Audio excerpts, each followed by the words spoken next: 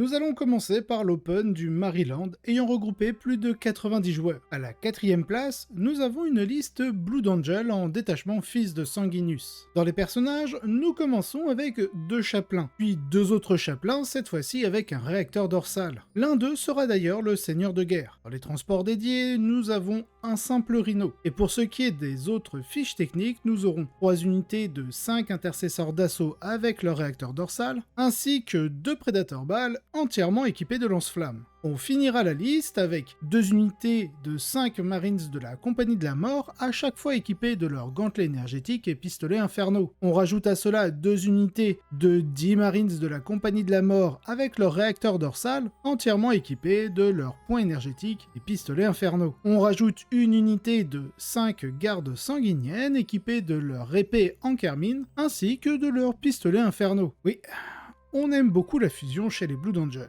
Enfin, on finira avec 3 unités de 5 scouts. Allez, regardons le débrief. Lancer des menaces de mêlée sur l'adversaire plus rapidement et plus fort que presque n'importe qui d'autre, ça fonctionne toujours. C'est la conclusion à tirer de cette sortie réussite et de plusieurs autres des Blood Angels ces derniers temps. La variante de cette liste met encore plus en avant ce qui fait la force du chapitre, en incluant 2 escouades de la Compagnie de la Mort en Rhino, créant ainsi une menace difficile à anticiper pour l'adversaire. De plus, l'ajout de 2 Predator balles, très abordable et excellent pour les contre-attaques en phase de tir. Dans tous les cas, c'est un excellent travail et bravo pour cette 4e place. À la 3e place, nous aurons une liste tyrannide en détachement Vanguard. Dans les personnages, on commence avec la mort subite, puis un neurotyran en tant que seigneur de guerre avec l'optimisation du neuronode, 2 Prima ailés tyrannides. Oui, ce n'est pas souvent qu'on en voit, mais ce n'est pas la seule surprise de la liste, car nous retrouvons aussi 3 unités de 5 Barbgaunt. On continue avec un Biovore, très classique, 3 Lictor, 2 Neurolictor, 3 tueurs hurleurs. Comme quoi, c'est une liste qui réserve beaucoup de surprises. On finira la liste avec 2 unités de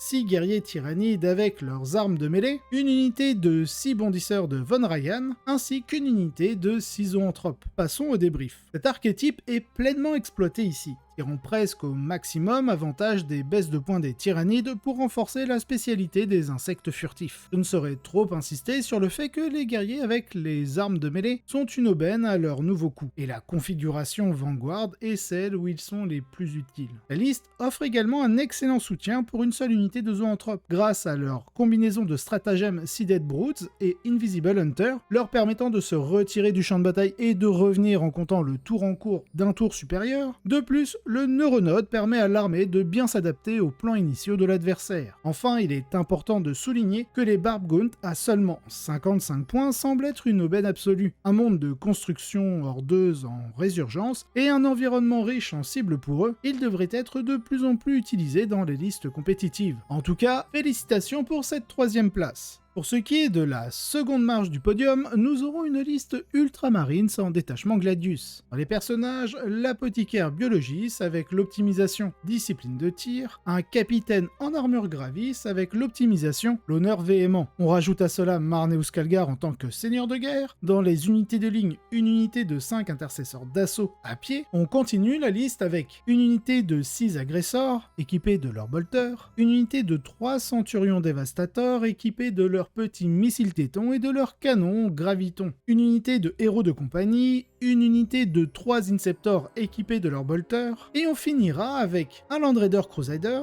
2 Land Raider Redeemer et un Stormspeeder Thunderstrike. Regardons le débrief. Le spam de Land Raider continue de dominer. La liste est ajustée pour faire face à un monde dominé par les orques en incluant un bloc d'agresseurs et un Land Raider Crusader capable de les transporter. Cela s'est clairement avéré payant pour lui avec une fin de tournoi invaincue. Cette composition reste extrêmement impressionnante et semble prête à régner encore un bon moment. Entre les Chevaliers Gris et cette liste, j'avais vu juste lorsque j'ai sorti l'épisode sur l'évolution de la force et de l'endurance dans cette 10e édition. Lorsque l'on rend certaines unités beaucoup trop résilientes par rapport à la perte de disponibilité d'armes anti-char efficaces, dans la majorité des listes compétitives, on se retrouve avec des aberrations de ce genre. Bon, certains me diront que Games Workshop n'aide pas beaucoup avec leur layout Léviathan, qui est beaucoup trop permissif. Allez, passons à la première place. Et nous aurons une liste Thousand Suns. Dans les personnages, nous aurons cette fois-ci Ahriman mais à pied. 3 sorciers exaltés sur leur disque de Tsinch, dont l'un aura l'optimisation du cristal de Mbrel-et-Fils. Un seul maître infernal, avec l'optimisation Vortex Occulte, Magnus le Rouge en tant que seigneur de guerre, ainsi qu'un prince démon ailé Thousand Sons équipé de l'optimisation Seigneur du savoir interdit. Du côté des unités de ligne, on va avoir, attention ça change beaucoup, une seule unité de 10 rubriques Marines et une seule de 5. À cela on rajoute une unité de 10 Tsangor, et pour le reste, une mutalite à Vortex, une unité de 10 cultistes des Thousand Sons et 3 unités de 3 Tsangor éclairés. Passons au débrief. Pour une fois, nous avons une liste Thousand Sons prenant une direction différente de la variante centrée sur les rubriques, en échangeant un peu de fiabilité et de redondance contre plus de pression. Avec un prince démon ailé et une mutalite à gérer, les adversaires devront être beaucoup plus prudents. De plus, le prince fournit un scoring très intéressant grâce à sa capacité de repositionnement. Cette liste offre également une meilleure projection pour valider les objectifs secondaires et primaires via l'inclusion des Tsangor éclairés plutôt que des cultistes. Bien que la construction centrée sur les rubriques soit probablement la meilleure en théorie, la vitesse supplémentaire de cette variante pourrait lui donner un avantage dans un match miroir. Si elle peut battre la meilleure construction sans sacrifier son taux de victoire contre les autres armées, alors elle mérite tout de même d'être considérée. Des plans dans des plans de la part de Tsinch, c'est peu original si je puis dire. Dans tous les cas, félicitations pour cette première place. Passons à un autre tournoi, celui de l'US Open Qualifier Grand Tournament de Spokane, ayant regroupé plus de 110 joueurs. Commençons par la 4ème place, avec une liste Space Wolf en détachement Stormlands. Dans les personnages, on aura un archiviste dans son armure Phobos, un lieutenant et son arme combinée, Logan Grimnar sur son traîneau en tant que seigneur de guerre, à cela on va rajouter 3 chefs de bataille garde-loup sur loup tonnerre équipés de boucliers de marteau tonnerre, ainsi qu'un seigneur loup sur loup tonnerre équipé de sa paire de griffes éclairs. Pour ce qui est des autres unités, on va avoir une unité de 5 molosses de Morkai, oui je suis aussi stupéfait que vous, 2 unités de 5 scouts, 3 unités de cavaliers sur loup tonnerre équipés de boucliers tempête, 3 unités de 10 Wolfen avec leur petite arme d'assaut, leur bouclier et leur marteau, et on finira sur une unité alliée, l'assassin Calidus. Lisons le débrief. Nous avons ici une incarnation classique des Space Wolves, apportant de nombreuses unités de Wolfen et de cavaliers loutonnaires, complétant le tout avec des outils de contrôle du champ de bataille. Je trouve l'unité de Molos plus l'archiviste Phobos assez amusante. C'est une concession à un environnement compétitif dominé par les Thousand Sons, et honnêtement, c'est potentiellement une solution efficace. Attention cependant aux unités de lance-flammes, bien que même dans ce cas, un positionnement soigneux suivi du hurlement de Morkai puisse être utile. En tous les cas, toutes mes félicitations pour cette 4ème place. À la première place du podium, nous aurons une liste que nous n'avons pas vue depuis un sacré moment, les Ultramarines en détachement Vanguard. Dans les personnages, l'apothicaire Biologis avec l'optimisation de la lame plantée, Marneus Calgar en tant que seigneur de guerre et Uriel Ventris, sans doute pour les Centurions Dévastators qui gagneront frappe en profondeur. Ce qui est une transition parfaite pour vous annoncer une unité de 6 Centurions Dévastateurs équipés de leurs canons laser jumelés et de leurs lance-missiles tétons. On rajoute une unité de héros de compagnie et on finit la liste avec une unité de 6 Eradicators plus 2 unités de 3 Eradicators.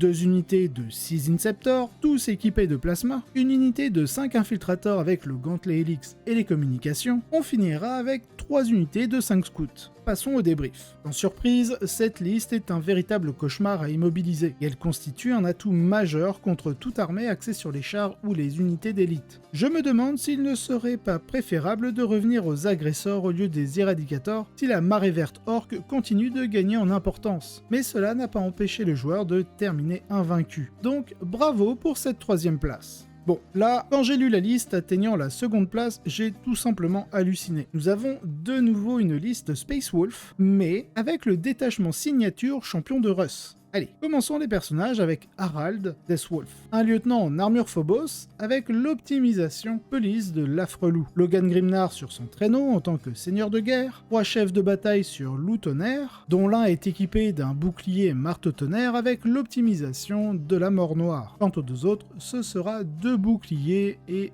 2 points énergétiques. On finit avec un seigneur loup qui aura l'optimisation arme de givre, lui-même équipé d'un gantelet énergétique. Pour ce qui est des autres unités, on on va avoir 3 unités de 5 loups fenriciens, 3 unités de 6 cavaliers sur loup tonnerre équipés de leur bouclier, un whirlwind, oui ça fait longtemps qu'on ne l'avait pas vu, et quelque chose qui devient de plus en plus un classique dans les listes Space Wolf, 3 unités de 10 Wulfen avec leur arme de tir, le bouclier et le marteau. Regardons le débrief. Oui, je suis aussi surpris que vous. Cela fait longtemps que j'oubliais ce que faisait exactement ce détachement, et j'espérais attendre jusqu'au codex, mais bon, je l'ai fait plus tôt. La question à laquelle nous devons répondre est de savoir si cette construction est simplement une démonstration montrant comment les fiches techniques ultra agressives des Space Wolf peuvent être utilisées dans un cadre différent ou s'il y a vraiment quelque chose ici.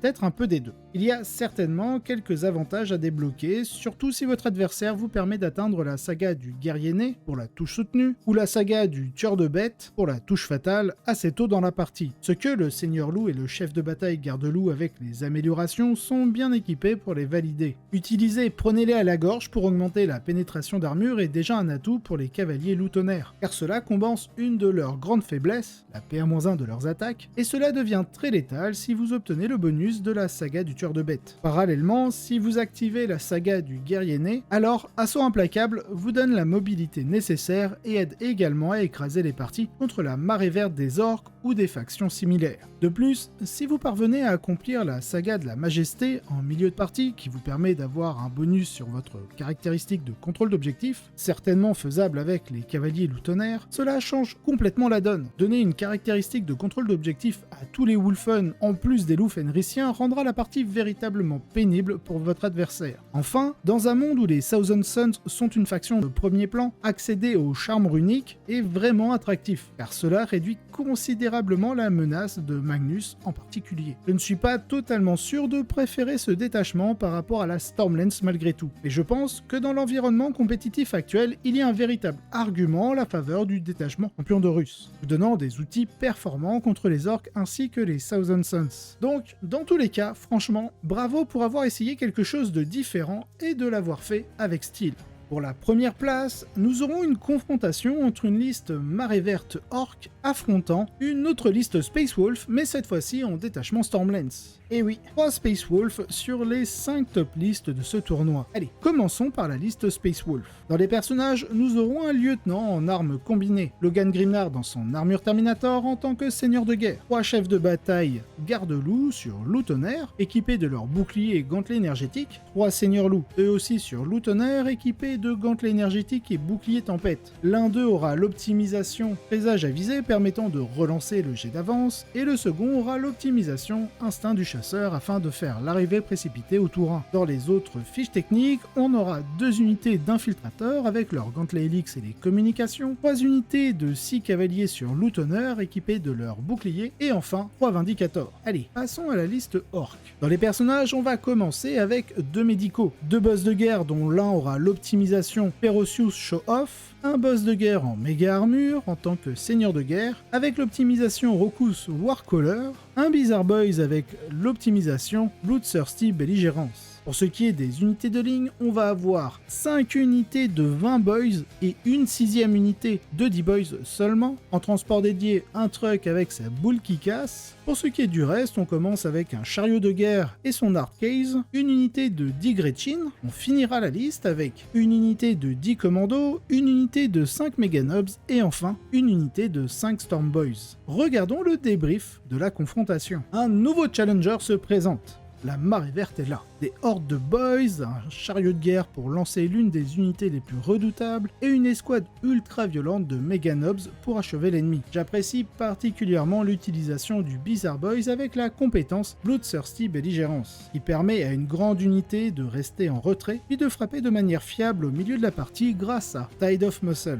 De l'autre côté, nous avons la Stormlance équipée de Vindicators et misant tout sur les personnages pour renforcer l'unité. 2 escouades d'infiltrateurs offrent également de nombreuses options pour sécuriser certaines parties du champ de bataille, ce qui est utile pour contrer Ulso, autrement dit le dash jump en anglais. Mais que se passe-t-il quand ils s'affrontent? La bonne nouvelle pour les Space Wolf est que leurs grandes unités peuvent éliminer une escouade complète de boys, voire même l'une des unités avec un médico à la charge. ce qui les place pour le moment en bonne position. La mission terrain vital, Vital Ground en anglais, les avantage probablement aussi, car ils ont moins de grandes unités à gérer, donc pouvoir se concentrer sur un seul flanc est bénéfique. Leur principal défi est que les orques ont une redondance bien plus élevée dans leur liste et un temps beaucoup plus facile pour forcer les secondaires. Ils peuvent viser l'assassinat et les balises qui demandent un effort minimal pour les accomplir, bien que les Space Wolves puissent essayer assassinat en réponse, mais les orques peuvent se le permettre car une partie de leurs unités n'ont pas de personnage, tandis que les Space Wolves en auront dans tous les cas. Pire encore, une unité de Warboss frappant une escouade de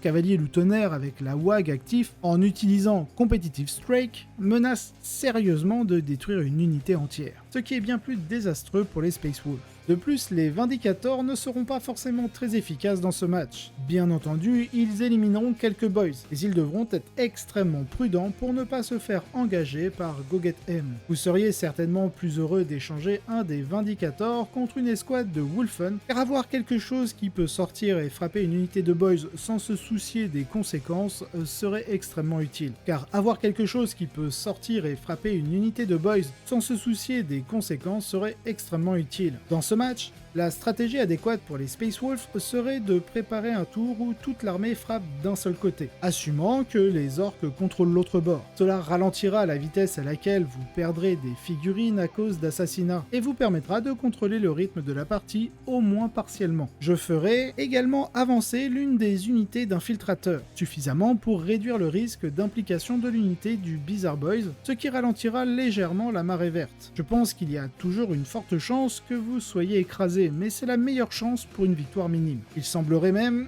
que si ce plan a été sûrement utilisé, cela n'a pas suffi. Les orques ont remporté une victoire décisive 88-49. Regardons le débrief de la liste orque. La marée arrive, et je pense qu'il y a de très bonnes chances que cette liste devienne une construction populaire, une fois que l'engouement pour les Bully Boys se sera calmé. L'équilibre des outils que la liste possède est assez excellent. Tout fonctionne dans le même sens, avec la flexibilité du positionnement offert par le chariot de guerre et le truck rempli de méganobs. La difficulté pure de déloger cette force est impressionnante, comme nous avons pu le voir dans une vidéo précédente. Donc soyez prêts et félicitations pour cette victoire.